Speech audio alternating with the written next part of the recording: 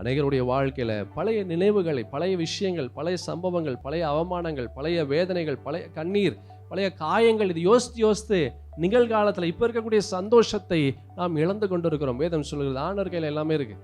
எதுக்கு பழைய காரியங்களை யோசிக்கணும்? ஆண்டவர் எனக்கு புதியத ஒரு காரியத்தை அவர் செய்வார். இதோ நான் புதிய காரியத்தை நான் செய்வேன்.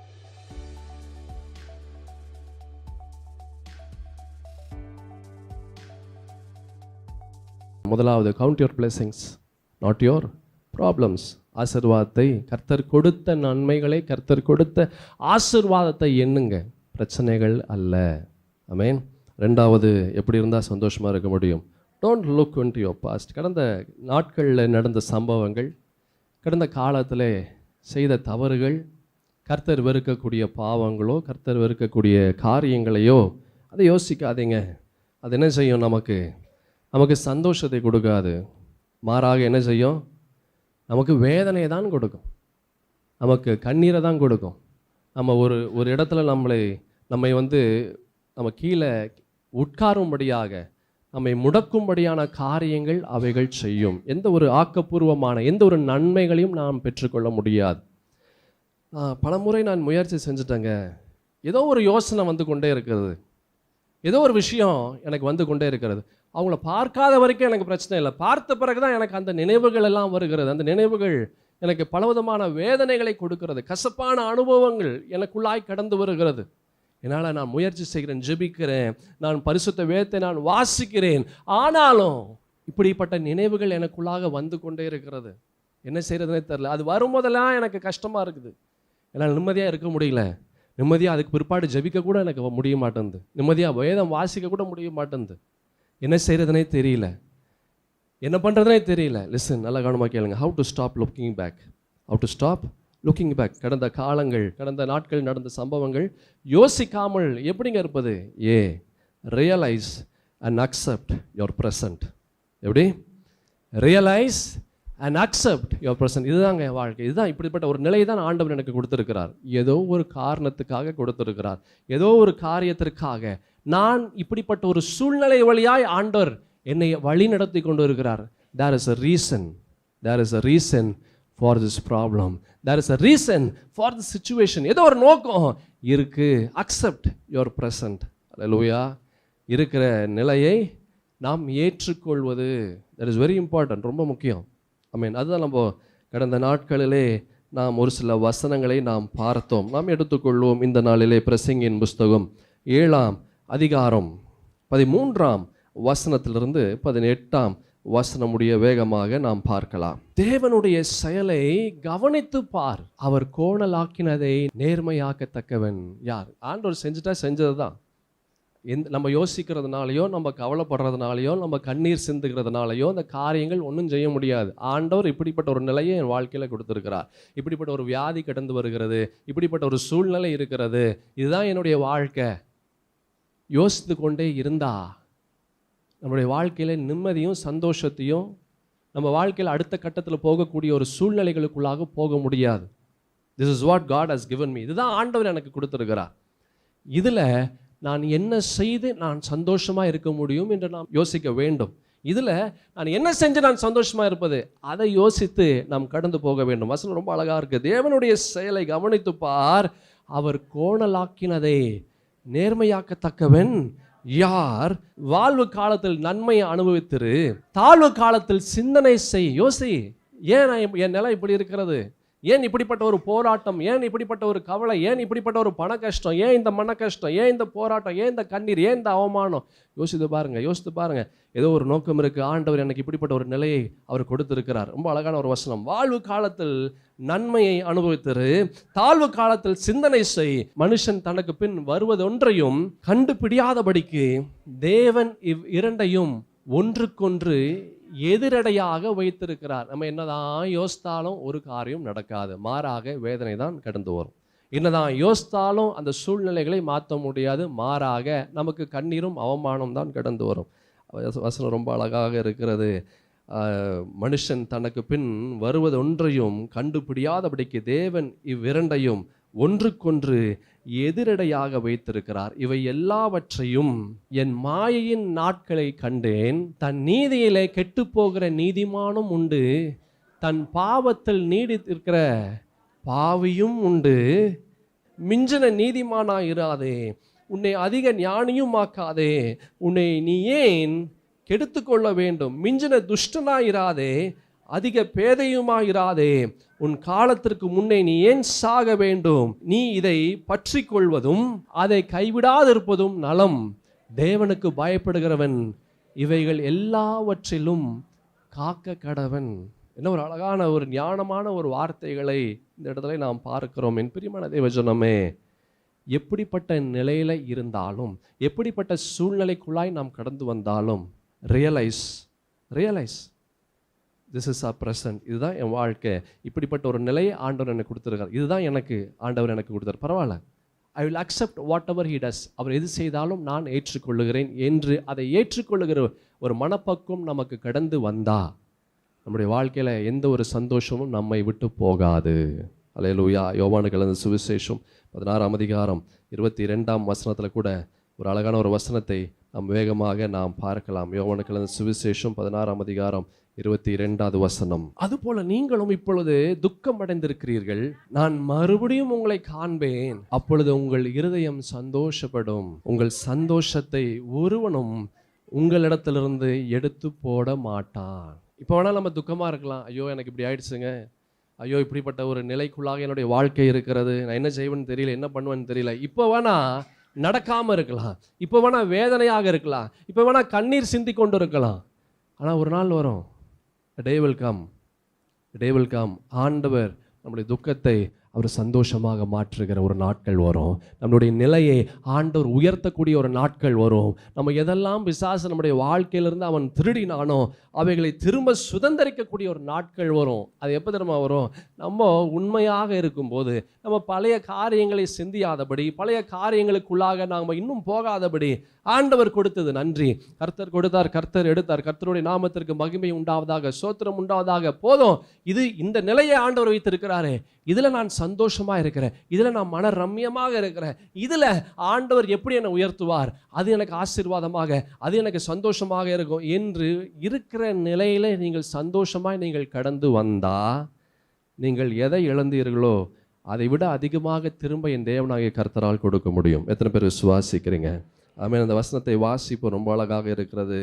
நீங்களும் எப்படி இருக்கிறீங்க? துக்கம் அடைந்திருக்கிறீர்கள், நான் மறுபடியும் உங்களை காண்பேன், அப்பொழுது உங்கள் இருதயம் சந்தோஷப்படும், உங்கள் சந்தோஷத்தை ஒருவனும் உங்களிடத்திலிருந்து எடுத்து போட மாட்டான். அதுதான் கர்த்தர் கொடுக்கிற ஒரு சந்தோஷம். அதற்கு ஆண்டவருடைய வருகை வரும் வரைக்கும், ஆண்டவருடைய ஆசீர்வாதம் வருகிற வரைக்கும், ஆண்டவருடைய கிருபைகள் திரும்ப வருகிற வரைக்கும் நம்ம காத்து கொண்டு இருக்கணும். என் பிரியமான தேவஜனமே, கர்த்தருடைய ஆசீர்வாதத்தை காத்து கொண்டு இல்லாதபடி இருந்தா நம்முடைய வாழ்க்கையில நன்மைகளையும் ஆசீர்வாதத்தையும் சந்தோஷத்தையும் சுதந்திரிக்க முடியாது. ஏன் காத்துட்டு இருக்க முடியல? ஆண்டவருக்காக, கர்த்தருடைய ஆசீர்வாதத்துக்காக, இல்லை கர்த்தர் குறித்த அந்த நன்மை வருகிற வரைக்கும் ஏன் நம்மால் இருக்க முடியல அப்படின்னா, பழைய காரியங்கள் நம்முடைய வாழ்க்கையில் வந்து அது இன்னும் நம்முடைய வாழ்க்கையில் நன்மையான காரியங்களை பெற்றுக்கொள்ளாமல் அது செய்து கொண்டு இருக்கிறது. யோபின் புஸ்தகத்தில் கூட ஒரு வசனம் இருக்கிறது, 12ஆம் அதிகாரம் 13ஆம் வசனத்திலிருந்து பார்க்கலாம். அவரிடத்தில் ஞானமும் வல்லமையும் எத்தனை அதிகமாக இருக்கும், அவருக்கு தான் ஆலோசனை புத்தியும் உண்டு, இதோ அவர் இடித்தால் கட்ட முடியாது, அவர் மனுஷனை அடைத்தால் போதும் விடுவிக்க முடியாது. இதுதான் சொன்னேன், realise and accept your present. இதுதான் இப்படிப்பட்ட ஒரு நிலை கர்த்தர் அனுமதிக்காம இந்த விஷயம் என் வாழ்க்கையில நடந்திருக்காது. ஏதோ ஒரு நோக்கத்துக்காக ஆண்டவர் செய்திருக்கிறார். I accept whatever he does. அவர் எது செய்தாலும் அதை நான் ஏற்றுக்கொள்வேன். அந்த ஒரு எண்ணம் ஒரு கிறிஸ்தவனுக்குள்ளாக கடந்து வந்தா அவனுடைய சந்தோஷத்தை எங்கேயுமே தேட வேண்டாம், அவனுக்குள்ளாக அந்த சந்தோஷம் ஆட்டோமேட்டிக்காக அவனிலிருந்து அது ஆட்டோமேட்டிக்காக அது வெளியே வரும். அல்லேலூயா. வசனத்தை பார்த்தோம், அழகான ஒரு வார்த்தையை இங்கே பார்க்கணும். இதோ அவர் இடித்தால் கட்ட முடியாது, அவர் மனுஷனை அடைத்தால் விடுவிக்க முடியாது, இதோ அவர் தண்ணீர்களை அடக்கினால் எல்லாம் உலர்ந்து போம், அவர் அவைகளை வரவிட்டால் எப்படி பூமியை கீழது மேல தாக்கும், அவரிடத்தில் பலமும் ஞானமும் உண்டு. மோசம் போக்கிறவனும் அவர் கையின் கீழ் இருக்கிறார்கள். எல்லாமே அவர் கையில தாங்க இருக்கு. he can do anything. அவர் கரத்துல எல்லாம் இருக்கிறது. அல்லேலூயா. அப்புறம் நம்ம கடந்த காலத்தை யோசிச்சுட்டு இருக்கணும். கடந்த காலத்தை யோசிச்சுட்டு இருக்கணும். ஏன் நம்முடைய வாழ்க்கையில சந்தோஷம் இல்லை? முக்காவாசி நேரத்தில் அநேகருடைய வாழ்க்கையில பழைய நினைவுகளை, பழைய விஷயங்கள், பழைய சம்பவங்கள், பழைய அவமானங்கள், பழைய வேதனைகள், பழைய கண்ணீர், பழைய காயங்கள், இது யோசித்து நிகழ்காலத்தில் இப்போ இருக்கக்கூடிய சந்தோஷத்தை நாம் இழந்து கொண்டு இருக்கிறோம். வேதம் சொல்கிறது ஆண்டவர் கையில் எல்லாமே இருக்கு. எதுக்கு பழைய காரியங்களை யோசிக்கணும்? ஆண்டவர் எனக்கு புதியது ஒரு காரியத்தை அவர் செய்வார். இதோ நான் புதிய காரியத்தை நான் செய்வேன், இப்பொழுதே அது தோன்றும். அப்படிப்பட்ட தெய்வத்தை தான் நீங்களும் நானும் ஆராதனை செய்கிறோம். என் பிரியமான தேவஜனமே, யோசிக்காதீங்க. கடந்த கால நினைவுகள், கடந்த கால பாவங்கள், கடந்த கால காயங்கள், அதை யோசிச்சிங்கன்னா நிகழ்காலத்தில் நீங்கள் எந்த காரியத்தையும் செய்ய முடியாத அளவிற்கு உங்களை அப்படியே முடமாக்கி அதை கீழே உட்கார வைத்து விடும். அல்லேலூயா.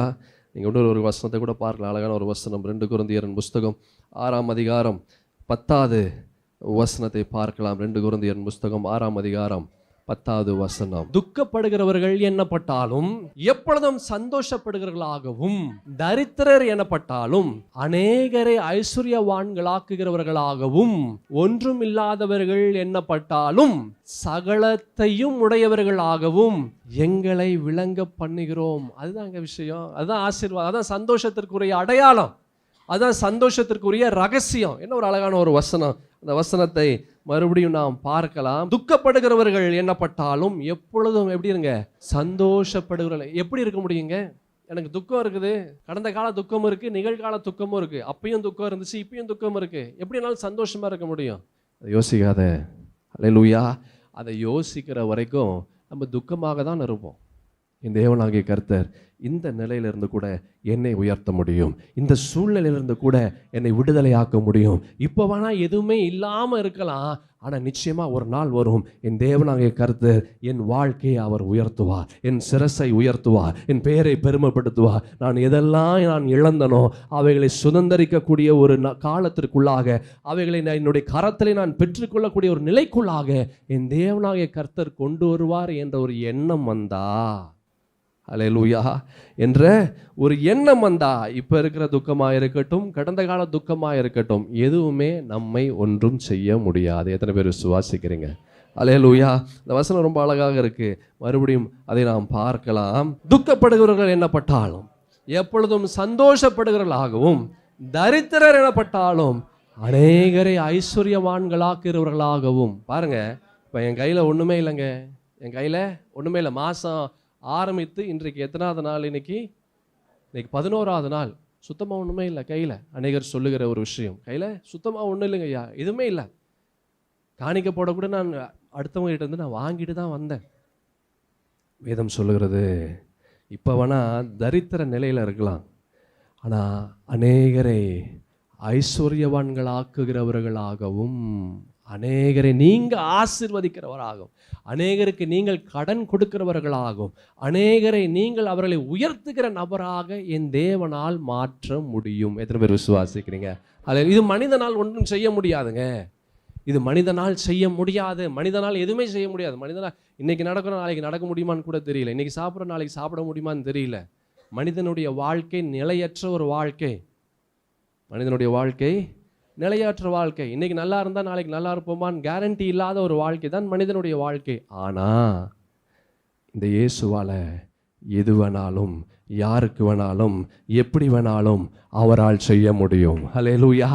அவரை நாம் பண்டிக் கொள்ளும் போது, அவரை நாம் பற்றி கொள்ளும் போது எதெல்லாம் கைவிட்டு போச்சோ அதை விட இன்னும் அதிகமான காரியங்களை ஒரு கிறிஸ்தவனால் பெற்றுக்கொள்ள முடியும். அதற்கு முக்கியமான ஒரு விஷயம் நம்ம செய்ய வேண்டியது, எத்தனை தான் போராட்டம் வந்தாலும், எத்தனை தான் காயங்கள் நம்முடைய வாழ்க்கையில் வந்தாலும், எத்தனை தான் மரண இருளின் சூழ்நிலைகளுக்குள்ளாக நம்முடைய பாதை இருந்தாலும் அதை பாராதபடி அந்த இடத்துல ஆண்டவரை பார்த்து, ஆண்டவரை பற்றி கொண்டு, அவர் மீது நம்முடைய நம்பிக்கையும் விசுவாசமும் எண்ணமும் யோசனையும் இருந்தா எத்தனை சூழ்நிலைகளும் நம்மளுடைய சந்தோஷத்தை திருட முடியாது. அல்லேலூயா. இந்த வசனத்தை அடுத்த பகுதி நான் வாசிக்கிறேன். தரித்திரன் எனப்பட்டாலும் ஐஸ்வர்யவான்களாக்கிறவர்களாகவும், ஒன்றுமில்லாதவர்கள் எண்ணப்பட்டாலும் சகலத்தையும் உடையவர்களாகவும் எங்களை விளங்க பண்ணுகிறோம். என் பிரியமான தேவச்சனமே, அதான் நான் சொன்னேன், ரியலைஸ். யோசிங்க. ஆண்டவர் இந்த காரியத்தை எனக்கு கொடுத்துருக்கிறார். there is a reason. ஏதோ ஒரு காரணம் இருக்கிறது. I accept whatever he does. I accept the present. இந்த நிலையை நான் ஏற்றுக்கொள்ளுகிறேன். அல்லேலூயா. அப்போஸ்தலர் 3ஆம் அதிகாரம் 6வது வசனத்தை வேகமாக நாம் பார்க்கலாம். அப்பொழுது பேதுரு, வெள்ளியும் பொன்னும் என்னிடத்துல இல்லை. யார் சொல்றார்? பேதுரு சொல்றாரு, ஐயா என்கிட்ட பெரிய பணம் காசு எதுவும் இல்லை, என்கிட்ட பணம் காசு இல்லை, ஆனால் என்கிட்ட ஒன்று இருக்குது, அது என்ன சந்தோஷப்படுத்துது. என்கிட்ட ஒன்று இருக்குது, எனக்கு மன நிறைவையாக இருந்தது. என்கிட்ட ஒன்று இருக்குது, என்னை பலப்படுத்தி கொண்டு இருக்கிறது. என்கிட்ட ஒன்று இருக்குது, என்னை வழிநடத்தி கொண்டு இருக்கிறது. ஆனால் என்கிட்ட வெள்ளியும் பொண்ணும் என்கிட்ட இல்லை, ஆனால் அதை காட்டிலும் ஒன்று என்கிட்ட இருக்குது. அதுதான் நம்ம சொல்லணும்.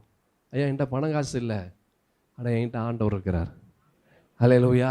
அந்த ஒரு எண்ணம் ஒரு கிறிஸ்தவனுக்கு இருந்ததுன்னு வைங்களேன், அவனுடைய வாழ்க்கை வித்தியாசமாக இருக்கும். அநேகருடைய வாழ்க்கையில் பொருட்கள் மீது இது வந்ததுன்னா நான் சந்தோஷமாக இருப்பேன், இப்படிப்பட்ட ஒரு வாழ்க்கை இருந்தால் நான் சந்தோஷமாக இருப்பேன். அதான் நான் சொன்னேன், நினைவுகள். அப்போவே எங்கள் அம்மா சொன்னாங்க இந்த பொண்ணை கல்யாணம் பண்ணக்கூடாது, நான் கேட்காம நான் பண்ணிட்டேன். இன்றைக்கி என்ன பண்ணுறேன், நான் அழுது கொண்டு இருக்கிறேன். அன்றைக்கே சொன்னாங்க எங்கள் அப்பா அம்மா இந்த பையனை திருமணம் செய்யக்கூடாதுன்னு, நானாக பார்த்து நான் ஓடி போயிட்டேன். இன்றைக்கி அவ்வளோ வேதனையாக இருக்கிறேன், அவ்வளோ கஷ்டத்தில் இருக்கிறேன். நினைவுகள், பழைய நினைவுகள் நம்மை வேதனைப்படுத்தி கொண்டு கஷ்டப்படுத்தி கொண்டு அடுத்த கட்டத்திற்குள்ளாக நாம் போக முடியாத அளவிற்கு நம்மளை முடமாக்கி நம்மளை கீழே உட்கார வைக்குது. இப்படிப்பட்ட நேரத்தில் கூட நீங்கள் சொல்லலாம், எல்லாத்தையும் நான் இழந்துட்டேன், ஆனால் அந்த இயேசு மாத்திரம் நான் இழக்கலை. அந்த இயேசு எனக்குள்ளாக இருக்கிறார். எதெல்லாம் என் வாழ்க்கையிலிருந்து போச்சோ திரும்ப அவைகள் எனக்குள்ளாக கடந்து வரும். என் தேவனாகிய கர்த்தர் அப்படிப்பட்ட ஒரு ஆசீர்வாதத்தை எனக்கு கொடுப்பார் என்ற ஒரு விசுவாசம் நமக்குள்ளாக இருக்கணும். இங்கே பேதுரு அவர் சொல்றாரு, ஐயா என்னிடத்துல வெள்ளியும் இல்லை, என்னிடத்துல பொண்ணும் இல்லை. அவர் சொல்றாரு, என்னிடத்துல வெள்ளியும் இல்லை பொண்ணும் இல்லை, ஆனால் என்னிடத்துல உள்ளது உனக்கு நான் தரேன். என்கிட்ட ஒன்று இருக்கு, அது என்னை சந்தோஷமா வைத்து கொண்டு இருக்கிறது, என்னை ரொம்ப சந்தோஷமா வைத்து கொண்டு இருக்கிறது, எனக்கு நல்ல பலத்தை கொடுக்குது, நல்ல சுகத்தை கொடுக்குது, அதை நான் உனக்கு தருகிறேன். என் சகோதரா சகோதரி, நமக்குள்ளாக இந்த இயேசு இருக்கிறாரா என்று யோசித்து பாருங்க. ஆமாங்க, இயேசு இருக்கிறார் அப்படின்னா நம்மளுடைய கடந்த கால நினைவுகளை யோசிக்காதவர்களாக இருந்திருக்கணும். எனக்கு இயேசு இருக்கிறாருங்க அப்படின்னா எத்தனை பெரிய போராட்டமாக இருந்தாலும் அந்த போராட்டத்தை குறித்து நாம் யோசியாதபடி அந்த போராட்டத்திற்குள்ளாக ஆண்டவர் இருக்கிறார் என்று அவரை பற்றி கொள்ளுகிற ஒரு எண்ணம் நமக்குள்ளாக இருக்கிறதா? அல்லேலூயா. அதே 1 கொரிந்தியரில் நீங்கள் பாருங்களேன், 1ஆம் அதிகாரம் 5வது வசனத்தை பார்க்கலாம். நீங்கள் இயேசு கிறிஸ்துவுக்குள்ளாய் எல்லா உபதேசத்திலும் எல்லா அறிவிலும் மற்ற எல்லாவற்றிலும் சம்பூர்ணம் உள்ளவர்களாக்கப்பட்டிருக்கிறபடியால், இயேசு கிறிஸ்துவோடைய உபதேசம் அறிவு இதுல நிறைந்திருந்தா என்ன பண்ணாலும் சரி நமக்கு சந்தோஷம் போகாது. என்ன விலகி ஓடினாலும் சரி நம்ம சந்தோஷம் விலகி ஓடாது. என்ன இருக்குதோ இல்லையோ, என்ன நடக்குதோ நடக்கலையோ, என்ன கூடுதோ கூடலையோ, எப்படிப்பட்ட நிலையா இருந்தாலும் நம்ம சந்தோஷமா இருப்போம். அல்லேலூயா. ஒரு சின்ன தலைவலி வந்தால் கூட சந்தோஷம் போயிடுது. ஒரு சின்ன தலைவலி வந்தாலும் சந்தோஷம் போயிடுது. ஒரு காரியம் நமக்கு நடக்கலை, முடிஞ்சு போச்சு. அதுவும் சிலர் அவன் சந்தோஷமா இல்லைன்றதுனால அடுத்தனும் சந்தோஷமா இருக்கக்கூடாதுன்னு சொல்லிடுவான். எப்படி தான் சந்தோஷமா இல்லை, அடுத்தவனாச்சும் சந்தோஷமா இருக்கட்டுமேன்னு யோசிக்கிறது இல்லை. நான் சந்தோஷமா இல்லை, நீயும் சந்தோஷமா இருக்கக்கூடாதுன்னு சொல்லி அவன் சந்தோஷத்தை எடுக்கக்கூடிய காரியத்தை அவன் செய்து கொண்டு இருக்கிறான். எப்படி பாருங்க, இப்படிப்பட்ட ஒரு நிலை இருந்தா அவனுடைய வாழ்க்கையில சந்தோஷம் இல்லை, எதையுமே சுதந்திரிக்க முடியாது. என் பிரியமான தேவஜனமே, பரிசுத்த வேதத்தில் ரொம்ப அழகான ஒரு காரியத்தை நாம் பார்த்தோம். என்ன வசனம் அது? நீங்கள் கிறிஸ்துவுக்குள்ளாய் எல்லா உபதேசத்திலும் எல்லா அறிவிலும் மற்ற எல்லாவற்றிலும் சம்பூர்ணம் உள்ளவர்களாக்கப்பட்டிருக்கிறபடியால். சம்பூர்ணமாக இருக்கிறோமா? பூரணமாக இருக்கிறோமா? கர்த்தருடைய அறிவு பூர்ணமாக இருக்கிறதா? கர்த்தருடைய காரியங்களில் பூர்ணமாக இருக்கிறதா? அதான் பேதுரு சொல்றாரு, என்கிட்ட ஒன்று இருக்கு, அது எனக்கு பூர்ணமாக இருக்குது, ஃபுல்லாக இருக்கு. என்கிட்ட ஒன்று அது ஃபுல்லாக இருக்கு, அது நான் உனக்கு தரேன். போராட்டங்கள் அவனை பெயரை போட்டு அடிக்கிறாங்க, சிறைச்சாலையில் போடுறாங்க, அதை பற்றி அவன் கவலைப்படலை. ஏன்? அவன் சந்தோஷம் சூழ்நிலைகள் மீது அவனுடைய சந்தோஷம் இல்லை, அவன் சந்தோஷம் ஆண்டவர் மீது இருந்தது. அதனால அவன் சந்தோஷம் போகவே இல்லை. அல்லேலூயா. அவனுடைய சந்தோஷம் எங்கே இருந்தது? ஆண்டவர் மீது இருந்தது. அதான் எது போனாலுமே அவன் சந்தோஷம் போகலை. ஆனால் நம்ம சந்தோஷம் எங்கே இருக்குது? பணத்தின் மீது இருக்குது, உறவுகள் மீது இருக்கிறது, மற்ற நம்ம சரீர பலத்தின் மீது இருக்கிறது, மற்ற காரியத்தின் மீது இருக்கிறது. அது போகும்போது என்ன ஆகுது? சந்தோஷம் போயிடுது. ஏன் இப்போ சந்தோஷம் போகுது? அதில் தான் இருக்குது சந்தோஷம். அது போச்சுன்னா சந்தோஷம் போயிடுது. ஆனால் அந்த இயேசுவின் மீது உங்களுடைய சந்தோஷம் இருந்தால் எது போனாலும் உங்கள் சந்தோஷம் மாத்திரம் போகவே போகாது. ஹல்லேலூயா. தைரியமாக இருப்பீங்க, ஞானமாக இருப்பீங்க. நீங்கள் கர்த்தருடைய ஞானமும் ஆலோசனையும், கர்த்தருடைய வல்லமையும் வார்த்தைகளும் வாக்குத்தத்தமும் உங்களை அப்படியே வழி நடத்தி கொண்டு இருக்கும். அப்படியே உங்களை வழி நடத்தி கொண்டிருக்கும். சம்பூர்ணமாய் கர்த்தருடைய வார்த்தையில நிலைத்திருக்கும் போது, நிறைந்திருக்கும் போது, ஆண்டவர் பூரணமாய் நமக்குள்ளாக வாசமாய் இருக்கும் போது எதுவுமே நம்மை ஒன்றும் செய்ய முடியாது. அதான் பேதுரு ரொம்ப அழகா சொல்றாரு, ஐ ஹாவ் ஒன் திங், என்கிட்ட ஒன்று இருக்குப்பா. என்கிட்ட வேற நீ எதிர்பார்ப்பதை போல என்கிட்ட பணம் இல்லை, நீ எதிர்பார்க்கிற காரியங்கள் என்னிடத்துல இல்லை, ஆனால் நீ எதிர்பாராதது ஒன்று என்கிட்ட இருக்கு. அல்லேலூயா. என் பிரியமான தேவஜனமே, இந்த இயேசு இருந்தால் போதும், நீங்கள் எதிர்பாராததெல்லாம் உங்களுடைய வாழ்க்கைக்குள்ளாய் கடந்து வரும். ஆமென். நம்ம யோசிச்சு கூட பார்க்க முடியாது, நம்ம நினைவில் கூட, நம்ம சிந்தனையில் கூட அது வந்திருக்காது. ஆனால் அது வரும்படியாக செய்வார் இந்த இயேசு இருந்தா. ஆனால் அந்த இயேசு இல்லாமல் வேற எது இருந்தாலும் நம்முடைய வாழ்க்கையில் எந்த ஒரு நன்மைகளையும் நாம் பெற்றுக்கொள்ள முடியாது. அல்லேலூயா. 2 கொரிந்தியர் புஸ்தகம் 7ஆம் அதிகாரம் 4ஆம் வசனத்தை பார்க்கலாம் வேகமாக. மிகுந்த தைரியத்தோடு உங்களுடன் பேசுகிறேன், உங்களை குறித்து மிகவும் மேன்மை பாராட்டுகிறேன், ஆறுதலால் நிறைந்திருக்கிறேன், எங்களுக்கு உண்டான சகல உபத்திரவத்திலேயும் பரிபூர்ண சந்தோஷமா இருக்கிறேன். என்ன அழகான ஒரு காரியத்தை சொல்றாரு பாருங்களேன். எங்களுக்கு உண்டான சகல உபத்திரவத்திலேயும் கொஞ்சம் சந்தோஷம் இல்லைங்க. பரிபூர்ணம்னா என்னங்க? பரிபூர்ணம்னா ஃபுல், கம்ப்ளீட், ஃபுல்லாக கம்ப்ளீட்டாக. அது சொல்லுவார், கொஞ்சம் இல்லைங்க, கால்வாசி இல்லைங்க, அரைவாசி இல்லைங்க, ஃபுல்லாக. எப்போ ஃபுல்லாக சந்தோஷமாக இருக்கிறேன்? உபத்திரவத்தில், பாடுகளில், கஷ்டத்தில், கண்ணீரில், குழப்பத்தில். அப்போ எப்படி இருக்கிறேன்? ஃபுல்லாக சந்தோஷமாக இருக்கிறேன். எப்படிங்க ஃபுல்லாக சந்தோஷமாக இருக்க முடியும்? ஆண்டவர் மீது நம்மளுடைய சந்தோஷம் இருந்தால் ஃபுல்லாக சந்தோஷமாக இருக்க முடியும். கடந்த கால காரியங்களை யோசியாதபடி இந்த நிலையா பரவாயில்ல, இந்த நிலையை ஆண்டவர் எனக்கு கொடுத்துருக்கிறார், அது வரைக்கும் சந்தோஷம். இப்படிப்பட்ட ஒரு சூழ்நிலையா பரவாயில்ல, அதுவும் சந்தோஷம் தான். கர்த்தர் ஏதோ ஒரு நோக்கத்திற்காக கொடுத்துருக்கிறார். அந்த நோக்கம் எனக்கு தெரியல, ஆண்டவர் அவருடைய சித்தமாக இருந்தால் நான் தெரிஞ்சுக்கொள்கிறேன். அவருடைய சித்தமாக இல்லையா, பிரச்சனை இல்லை.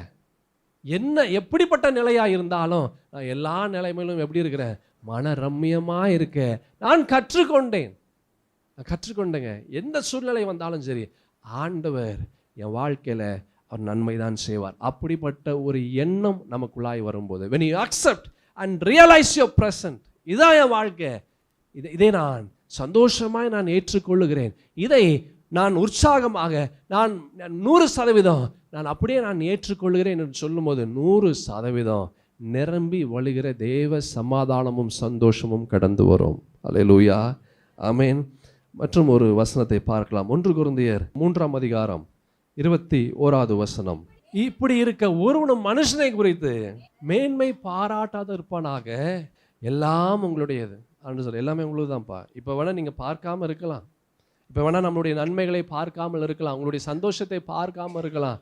நிச்சயமாக ஒரு நாள் ஆண்டவர் நீங்கள் பாராத சந்தோஷத்தையும், நீங்கள் நினையாத ஆசீர்வாதத்தையும் நீங்கள் பெற்றுக்கொள்ளும்படியாக செய்வார்.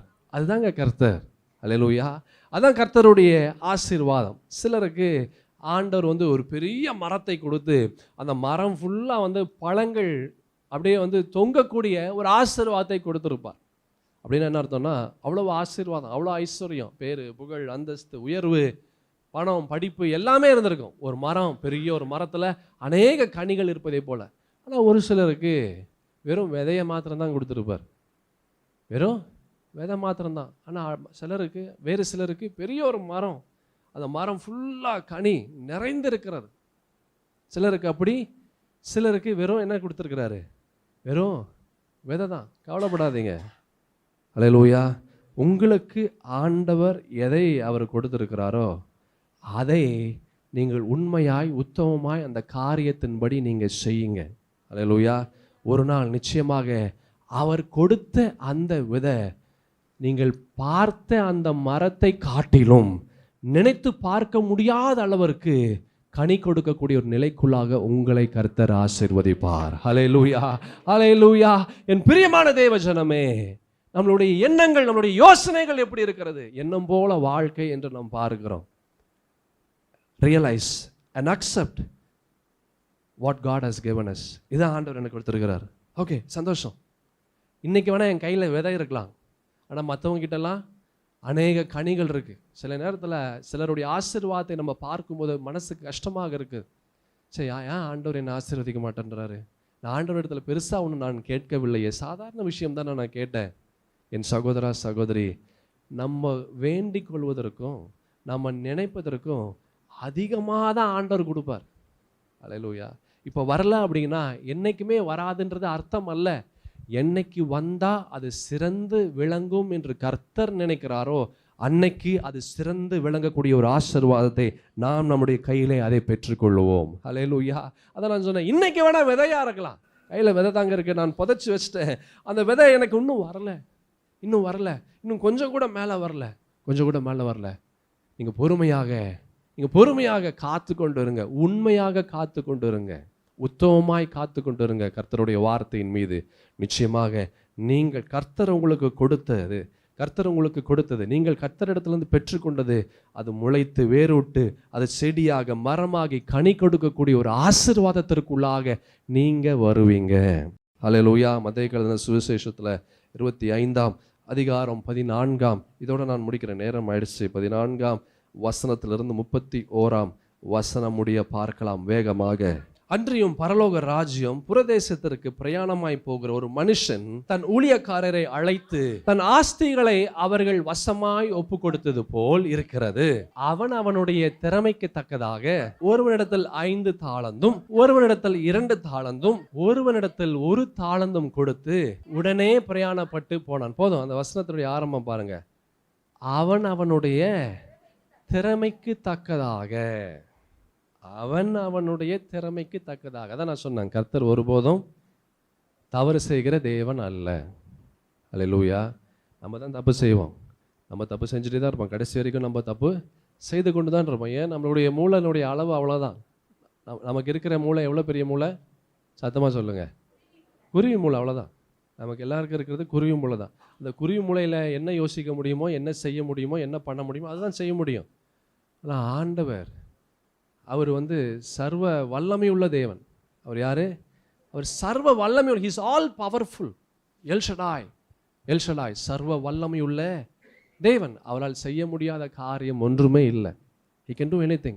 வசனத்தில் அந்த பார்த்தோம், அவனுடைய திறமைக்கு ஒருவனிடத்தில் 5 தாளந்தும் ஒருவனிடத்தில் 2 தாளந்தும் ஒருவனிடத்தில் 1 தாளந்துமாக கொடுத்து உடனே பிரயாணப்பட்டு போனான். 5 தாளந்து வாங்கினவன் போய் அவைகளை கொண்டு வியாபாரம் பண்ணி வேறு 5 தாளந்தை அவன் சம்பாதித்தான். அப்படியே 2 தாளந்தை வாங்கினவன் வேறு 2 தாளந்தை அவன் சம்பாதித்தான்.